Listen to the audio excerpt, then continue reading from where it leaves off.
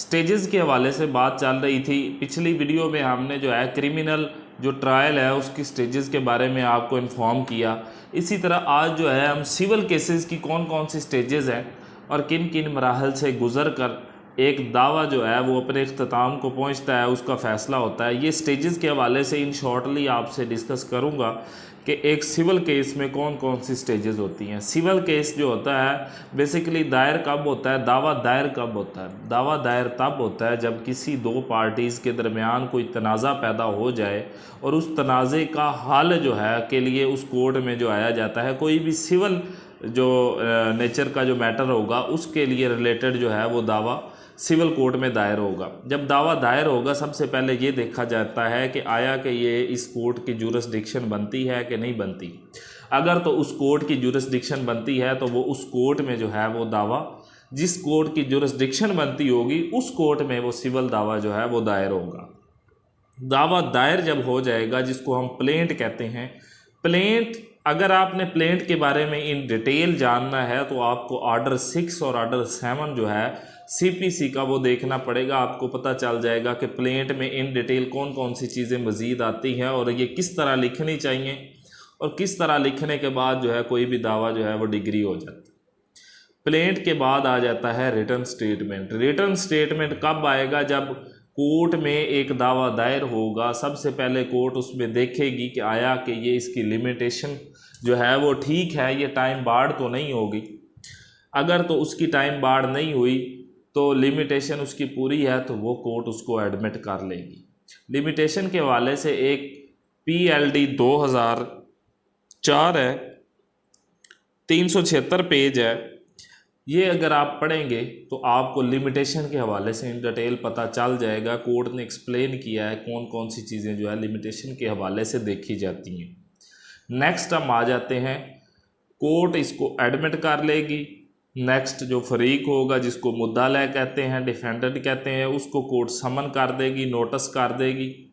Notice करने के बाद जब वो मुद्दाला कोर्ट में हाज़र हो जाएगा तो कोर्ट जो है उसको जवाब दावे के लिए नेक्स्ट डेट पर कहेगी कि आप अपना नेक्स्ट डेट पर जवाब दावा ले आएँ बज़रिया वकील, या अगर आप खुद ला नोइंग है तो आप ले आएँ। नेक्स्ट डेट पे वो बंदा अपना जो है वो रिटन स्टेटमेंट जवाब दावा कोर्ट में सबमिट करवाएगा। अब पहले तो ये होता था जवाब दावा और दावा के बाद जो है कोर्ट इशू फ्रेम करती थी, जिसको तनकीहात कहते हैं। लेकिन अब जो अमेंडमेंट हुई है CPC में 9A अमेंडमेंट जो है उसके तहत कोर्ट जो है उसकी तनकीहात वज़े नहीं करेगी, बल्कि कोर्ट एक फॉर्म देगी, फॉर्म जिसको हम कहते हैं, वो मुद्दई को देगी कि आप अपना जो है इसमें डॉक्यूमेंट्स, वो डॉक्यूमेंट्स, तमाम डॉक्यूमेंट्स लिख के दें जिन पे आप रिलाय करते हैं कि ये मेरा दावा जो है वो डिग्री हो जाएगा।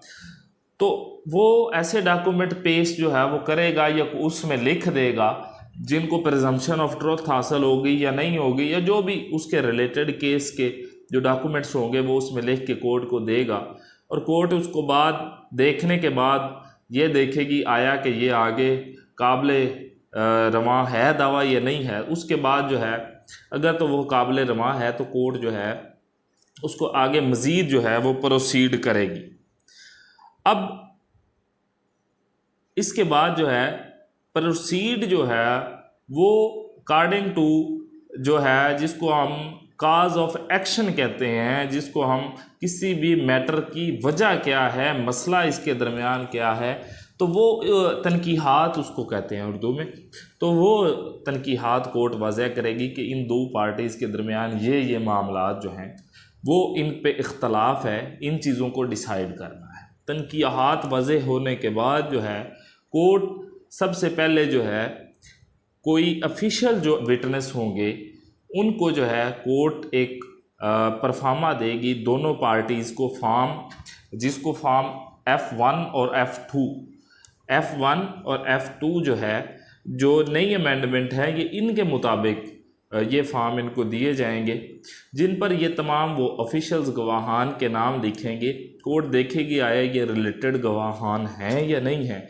अगर तो वो रिलेटेड गवाहान है तो कोर्ट उनको जो है वो तलब करेगी और मुद्दई उनका ख़र्चा जो है वो पे करेगा।